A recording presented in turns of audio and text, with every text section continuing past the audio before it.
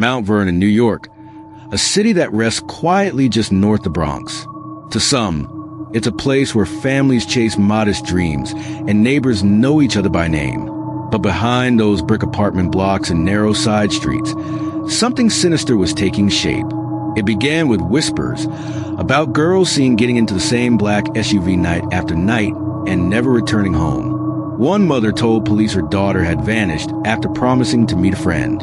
Another said her niece came home with bruises and a look of terror that no one could explain. And at the center of it all was a man named Rai Thomas. To those who knew him, Rai seemed like a smooth talker, street smart, charismatic, and always surrounded by people who owed him favors. But beneath that charm was a darkness so deep that even the people closest to him had no idea what he was truly capable of. Mount Vernon wasn't the kind of place people expected national headlines to come from. It sat in the shadow of New York City, close enough to feel its pulse, but far enough to hide its scars. For years, poverty, broken families, and abandoned properties had quietly created cracks in the system. And it was through those cracks that predators like Rai Thomas found their way in. Authorities would later describe him as a manipulator who exploited vulnerability like a weapon. But in 2021, when this story began, few even knew his name. Her name was Danielle. She was just 19, a college dropout trying to rebuild her life. She worked part-time at a deli on South Fifth Avenue and dreamed of saving enough to study nursing. One night, she told her sister she was meeting a friend who promised her a modeling opportunity. That was the last anyone heard from her. Days turned into weeks. Police logged her as a possible runaway, but her family knew something was wrong. Danielle wasn't the type to just disappear. Then came the next name, Jasmine, 22, then Kendra, then Maya, all young, all vulnerable, and all linked by a man they'd met through social media, someone calling himself Raymond T. At first, detectives thought it was just coincidence. Young women go missing in cities all the time, but soon, disturbing similarities began to surface. Each woman's last known location traced back to the same area, a cluster of rundown motels near Grambling Avenue. That's when investigators realized something organized was happening. To the untrained eye, Rai's world looked normal, even successful. He owned a small auto detailing business and often flaunted cash on social media. In truth, that business was just a cover. According to prosecutors, Rai had built a network, one that thrived on coercion, manipulation, and fear. He targeted women struggling financially or emotionally. He promised them security, love, and opportunity, and then took everything from them. Once trapped, they were forced into sex work, monitored constantly, and threatened with violence if they tried to escape. Survivors would later testify that Rai called it the family, but to them, it was a cage. Neighbors noticed strange things. Women coming and going at odd hours. Windows blacked out. Loud arguments followed by silence. But no one wanted trouble. One resident later admitted, "We thought it was just some kind of party scene. You mind your business around here." That silence allowed the operation to thrive, right under everyone's noses. Even as families reported missing loved ones, the pattern went unnoticed. Different precincts, different boroughs. The dots were there, but no one was connecting them yet, until one woman escaped. It was 3 a.m. when she ran barefoot down the street, clutching her torn jacket, half-dressed, and bleeding from a cut on her wrist. Her name was withheld for protection, but her courage would become the key to unraveling the entire ring. She told officers everything, about the boyfriend who turned violent, about the rooms where cameras watched their every move, and the fake job offers that ended in nightmare. When she described his face, detectives froze. They already knew that name from another case file, Rai Thomas. That moment marked the beginning of one of Mount Vernon's darkest investigations. As police quietly began surveillance, Rai continued to operate as if untouchable. He was often seen driving through town in a silver Dodge Charger, smiling, waving, the image of confidence. But investigators were closing in. Every hotel receipt, phone record, and social media message began painting the same picture, one of exploitation, control, and deceit. By now, federal agents were watching too. The case had escalated beyond local jurisdiction, and yet In the shadows, more girls were still trapped, unaware that freedom was just days away. They didn't know it yet, but the empire Rai Thomas built on fear was about to crumble. The tragedy of Mount Vernon wasn't just what happened.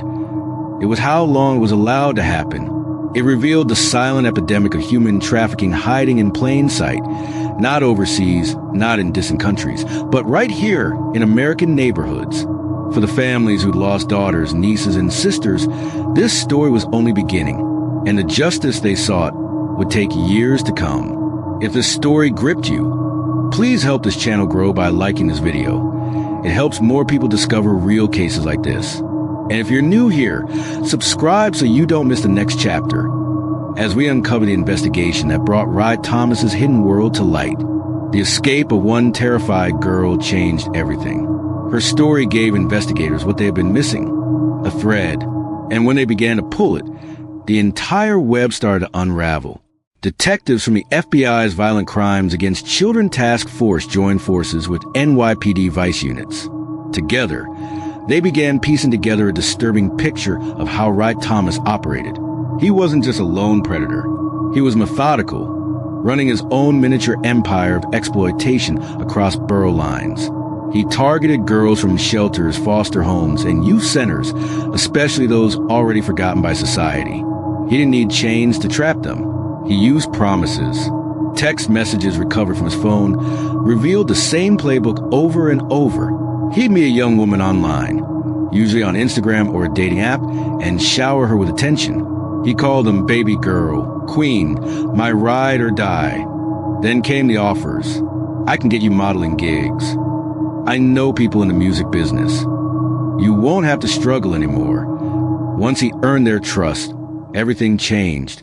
Victims later described the same chilling transition, from affection to control. Rai would take their phones, cut them off from friends, and move them between motels under different names. He convinced them they owed him for rent, for food, for protection. And soon, they were working under his command. The FBI's Digital Forensics Unit began tracking prepaid cell phones linked to hotel bookings in both the Bronx and Brooklyn. Surveillance footage showed Rai entering rooms with multiple girls, sometimes staying only a few hours before leaving with cash envelopes. Agents quietly monitored his movements, mapping every location he used. One pattern stood out. He always booked hotels under aliases connected to women he controlled. Each booking was a breadcrumb, leading deeper into the operation. Behind closed doors, the girls lived in fear. Some were beaten. Others were told that if they ran, Rai would send people after their families. One survivor said, he'd sit there smiling and say, "You're my investment. You don't walk away from an investment." That line haunted investigators. It revealed the way he saw them, not as people, but as property. The deeper they looked, the clearer it became. This wasn't random exploitation.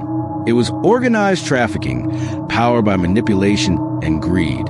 When authorities finally obtained a warrant to wiretap Rai's communications, what they heard turned their stomachs. Phone calls between Rai and an associate discussed moving girls to safer spots and keeping them quiet. One message even mentioned crossing state lines, a move that elevated the crime to a federal offense. The agents knew time was running out. The longer they watched, the more lives were at risk. So they made their move. It began one rainy evening in 2024. FBI vehicles surrounded a small motel in the Bronx, while undercover officers waited for Rai to arrive. Inside, 2 victims were rescued, terrified, shaking, but alive. And in the trunk of Rai's car, agents found what would become crucial evidence: burner phones, cash bundles, and a ledger with coded entries matching hotel receipts. Within hours, Rai Thomas was in custody. But for the investigators, this was only the beginning. The web he'd built had threads stretching far beyond what they imagined. The night of the raid marked the fall of Rai Thomas's illusion of control. For months, he had moved through New York's shadows untouched, confident, calculating, certain that no one could touch him. But on that rain-soaked evening, everything he built began to collapse. When agents pulled him from his car, witnesses said he looked more confused and afraid, as if he still couldn't believe it was over. He smiled, He even joked with the officers until he saw the girls being let out from the motel. That's when the mask cracked. Inside the motel room, investigators found evidence of a chilling routine. Hotel key cards, multiple IDs, condoms, hidden cameras, and a notebook full of coded names and dollar amounts. Every page told the same story. Girls treated as transactions. One FBI agent later described it as a crime scene disguised as a business operation. In the following days, more victims came forward. Some through shelters, others after seeing his arrest on local news. Their stories painted a horrifyingly consistent pattern. Rai's manipulation, his threats, and the way he'd turn affection into control. He had become a master at finding cracks in people's lives and widening them until escape felt impossible. As agents dug deeper, they uncovered the full scale of his trafficking network. Rai had used apps like Cash App and Telegram to arrange transactions, often coordinating with hotel staff who looked the other way. Security footage placed him in at least 10 hotels across the Bronx and Brooklyn, all within a 3-month period. Every new piece of evidence made the story darker. But what shocked investigators most wasn't just the logistics. It was how normal Rai appeared to the outside world. He had no prior major criminal record, paid his taxes, and even volunteered at a youth center once. It was a perfect disguise. The charming community man who, by night, ran a modern-day slavery ring. During interrogation, Rai barely flinched. Agents pressed him with questions about the ledger, the aliases, and the messages. He smirked. Those girls wanted to work, he said. They're grown. They made choices. It was that lack of remorse, that casual cruelty, that chilled everyone in the room. Prosecutors later said his attitude became their fuel. They wanted a conviction that would send a message far beyond the Bronx. Meanwhile, the survivors began their long road to healing. With help from victim advocates and FBI trauma specialists, several agreed to testify. Their statements were powerful, raw, and unwavering. One young woman described the night. She finally tried to run. "I thought he was asleep," she whispered in court. "But he woke up and dragged me back. I prayed someone would find me, and now they did." Those words silenced the entire courtroom. By late 2025, Rai Thomas stood trial in the Southern District of New York, charged with sex trafficking a minor and using interstate facilities to promote prostitution. The evidence was overwhelming. The ledger, the phones, the surveillance footage, and most damning of all, the survivors' voices. The courtroom grew tense as the verdict approached. The jury deliberated for less than 4 hours.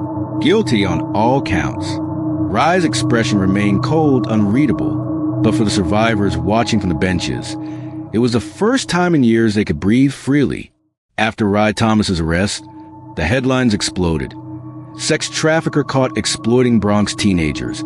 But few realized just how deep the investigation had gone behind the scenes. For the agents who had spent months tracing every receipt, text, and transaction, this wasn't just about one man. It was about exposing a system that allowed predators like him to thrive in plain sight. Federal prosecutors built their case like a puzzle. Each victim's testimony, each hotel record, each bank deposit a separate piece that fit perfectly into the larger picture. The FBI's Violent Crimes Against Children Task Force revealed chilling details. Over a span of 18 months, Rai had trafficked at least 4 young women across borough lines, using burner phones to coordinate clients and encrypted chats to evade detection. He operated mostly from low-cost motels, switching rooms every few days, always paying in cash. When one hotel clerk recognized him from the news after his arrest, she said, "I thought he was just a regular guest." He even tipped. It was a mask, and he wore it flawlessly. Inside the federal courtroom, prosecutors projected evidence onto the screen. Text threads, voice notes, and financial transfers.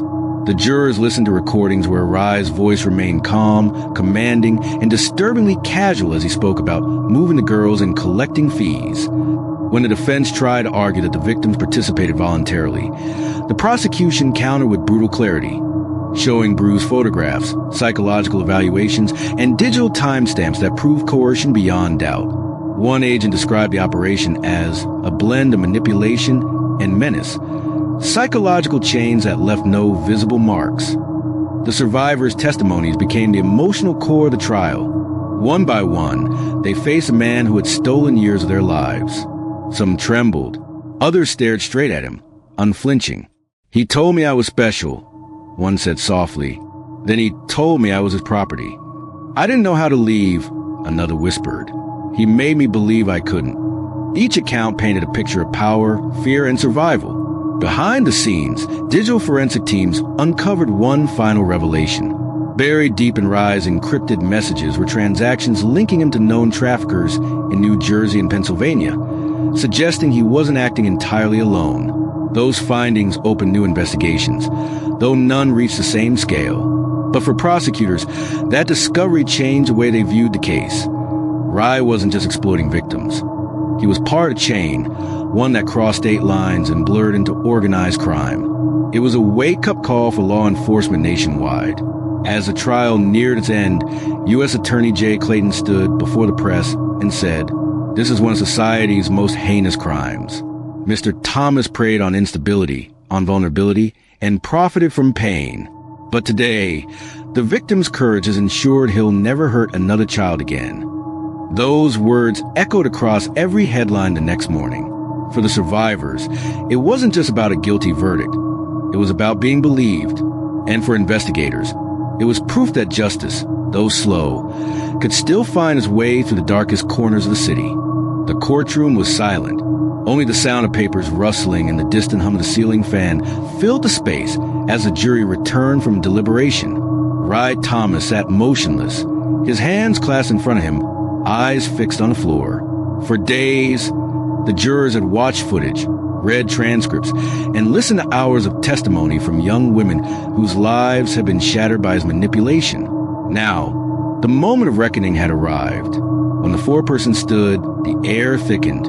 We, the jury, found the defendant, Rai Thomas, guilty on all counts. There was no dramatic outburst, only a collective exhale.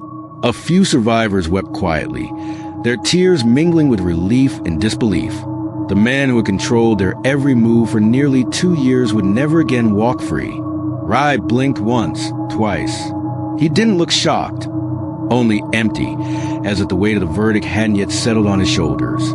In June of 2024, Rai Thomas was sentenced to 21 years in federal prison, followed by supervised release for life. The judge's voice carried steady conviction as he addressed him directly. "You exploited the most vulnerable among us. You turned human lives into currency. The court cannot undo that pain, but it can ensure accountability." The words struck the courtroom like a gavel's echo, final and cold. As he was led away, Rai didn't turn back. But behind him sat the people he'd once controlled, no longer victims, but survivors. Each had spent months rebuilding what he'd broken: trust, safety, identity. Outside the courthouse, the survivors stood together beneath a pale spring sky. Reporters gathered around, microphones flashing, but this time, the women spoke for themselves. One of them said simply, "We're not stories for the news. We're people, and we made it out." Another added, "Justice doesn't erase what happened, but it helps us start again." Their courage became the real headline. The case of Rai Thomas did more than convict a single man. It forced an uncomfortable reckoning. Law enforcement began re-examining trafficking operations across New York City, New Jersey, and Pennsylvania, uncovering similar patterns of exploitation hidden in plain sight. New legislation soon followed, strengthening penalties for coercion and expanding victim rehabilitation programs. For the FBI agents who had worked tirelessly on the case, it was a rare moment of triumph, justice visible and real. But for the survivors, healing was slower. Some returned to school. Others began advocacy work, helping young women recognize the signs of manipulation and abuse. Their strength became the case's quiet legacy, proof that resilience could grow even from the darkest places. Months later, the hotel where the first rescue had taken place closed down. The old neon sign was dismantled, its letters faded and bent. For the city, it was just another business shutting its doors. But for those who remembered, it marked the end of something much larger, the end of a man's power to harm and the beginning of a community's determination to protect. Justice, after all, isn't just what happens in a courtroom. It's what echoes afterward in every survivor who learns to breathe freely again. If this story moved you, take a moment to support this channel. Hit the like button. It helps more people discover these real stories. And if you're new here, subscribe and stay with us as we uncover more true cases every week. Because every voice deserves to be heard, and every story deserves to be told.